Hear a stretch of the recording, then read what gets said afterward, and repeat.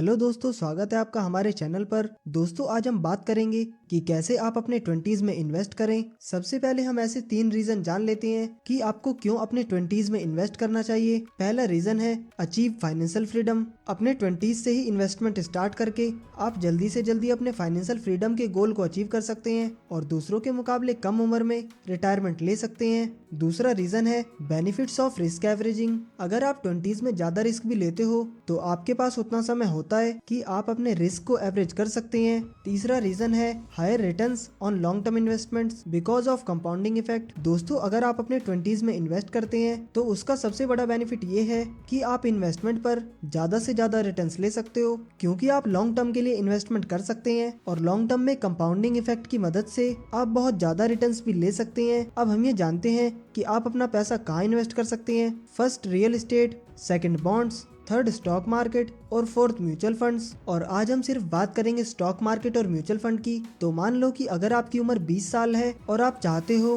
कि 45 की उम्र तक आपके पास 1 करोड़ रुपए हो, तो क्या ये पॉसिबल है? जी हाँ दोस्तों, बिल्कुल पॉसिबल है। दोस्तों, आपने कई बार टीवी पर म्यूचुअल फंड सही है कि एडवर्टाइजमेंट तो देखी ही होगी। तो पहले हम म्यूचुअल फंड के बारे में कुछ जान लेते हैं। दोस्तों, मान लीजिए कि आप शेयर मार्केट में इन्वेस्ट करना चाहते हैं, पर ना तो आपको शेयर मार्केट की कुछ नॉलेज है और ना ही आपके पास उतना टाइम है कि आप शेयर मार्केट को सीखें। तो म्यूचुअल फंड आपका काम आसान कर देता है। यहाँ पर प्रोफेशनल लोग होते हैं जिन्हें मार्केट के बारे में सभी तरह की जानकारी और काफी सालों का एक्सपीरियंस भी होता है, जिन्हें फंड मैनेजर कहते हैं। तो आप जो भी पैसे म्यूचुअल फंड में इन्वेस्ट करते हैं, उन पैसों को फंड मैनेजर अच्छी से अच्छी कंपनियों में इन्वेस्ट करते हैं ताकि आपको ज्यादा से ज्यादा रिटर्न्स मिल सके। तो अगर आपके पास शेयर मार्केट का कुछ ज्यादा नॉलेज नहीं है या फिर आपके पास उतना टाइम नहीं है कि आप खुद एनालिसिस करके शेयर मार्केट में इन्वेस्ट कर सकें, तो म्यूचुअल फंड एक अच्छा तरीका है जिसमें आप इन्वेस्ट कर सकते हैं। और आपने अगर अभी तक हमारा म्यूचुअल फंड वाला वीडियो नहीं देखा तो उस वीडियो का लिंक भी आपको डिस्क्रिप्शन और आई बटन में दिया गया है। तो चलिए आगे बढ़ते हैं और जानते हैं कि म्यूचुअल फंड में आप कैसे इन्वेस्ट कर सकते हैं। म्यूचुअल फंड में आप 2 तरह से इन्वेस्ट कर सकते हैं,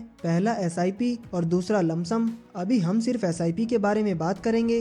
SIP मतलब सिस्टमैटिक इन्वेस्टमेंट प्लान, जिसमें कि आपको मंथली कुछ अमाउंट इन्वेस्ट करना होता है। तो चलिए आपको लाइव कैलकुलेशन करके दिखाते हैं कि आप कैसे 45 की उम्र तक करोड़पति बन सकते हैं। दोस्तों, ये SIP कैलकुलेटर है। मान लो कि आप 5,000 रुपए हर महीने इन्वेस्ट करते हैं, तो यहाँ पर हम मंथली इन्वेस्टमेंट अमाउंट में 5,000 रुपए लिखते हैं। क्योंकि आप अपने 20s में इन्वेस्टमेंट शुरू करते हैं तो नीचे करंट एज में 20 लिखते हैं, फिर रिटायरमेंट एज में 45 लिखते हैं, फिर लास्ट में हम रेट ऑफ इंटरेस्ट में 15% लिखते हैं। क्योंकि यहाँ पर हम लॉन्ग टर्म के बारे में देख रहे हैं तो 15% इंटरेस्ट इजीली मिल ही जाता है। फिर सबमिट पर क्लिक करते ही आप नीचे फ्यूचर वैल्यू देख सकते हैं जो कि 1,64,00,000 है और जिसमें की इन्वेस्टमेंट अमाउंट सिर्फ 15 लाख रुपए ही है और इसको ही हम कंपाउंडिंग इफेक्ट कहते हैं। दोस्तों, आइंस्टाइन ने भी कहा है कि पावर ऑफ कंपाउंडिंग दुनिया का 8वां अजूबा है। तो अब हम ये जानते हैं कि कंपाउंडिंग में टाइम कितना बड़ा रोल प्ले करता है। तो इसे हम एक एग्जांपल से समझते हैं। मान लो कि 2 दोस्त हैं, एक का नाम अमित है और दूसरे का हर्ष।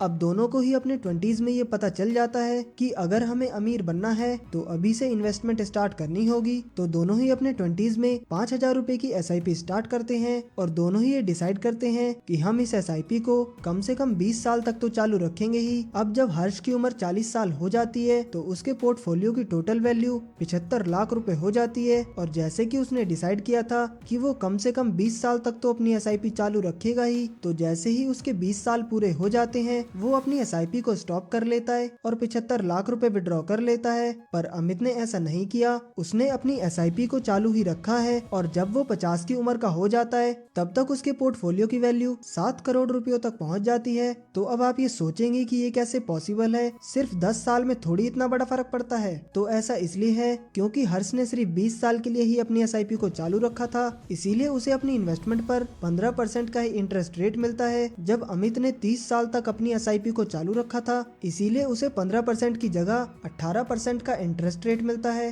जिसकी वजह से उसके पोर्टफोलियो की वैल्यू 7 करोड़ पहुंच जाती है। और इससे तो आपको ये पता चल ही गया होगा कि कंपाउंडिंग में टाइम कितना बड़ा रोल प्ले करता है। दोस्तों, अगर आप पिछले 20 साल का निफ्टी चार्ट देखते हो तो आपको पता चलेगा कि मार्केट हमेशा ऊपर की तरफ ही बढ़ा है और जब जब मार्केट क्रैश हुआ है तब तब मार्केट ने रिकवर भी किया है। पर अगर आप लॉन्ग टर्म के लिए इन्वेस्टमेंट करते हैं तो आपको इसके बारे में बिल्कुल भी चिंता नहीं करनी चाहिए कि मार्केट नीचे जा रही है या क्रैश हो रही है, क्योंकि लॉन्ग टर्म में मार्केट हमेशा ऊपर ही जाती है। तो दोस्तों आज के लिए बस इतना ही। आपको ये वीडियो कैसा लगा हमें कमेंट करके जरूर बताएं। अगर वीडियो पसंद आया हो तो वीडियो को लाइक करें और ऐसे ही वैल्यूएबल वीडियोस देखने के लिए हमारे चैनल को सब्सक्राइब करें। आपका कीमती समय देने के लिए धन्यवाद।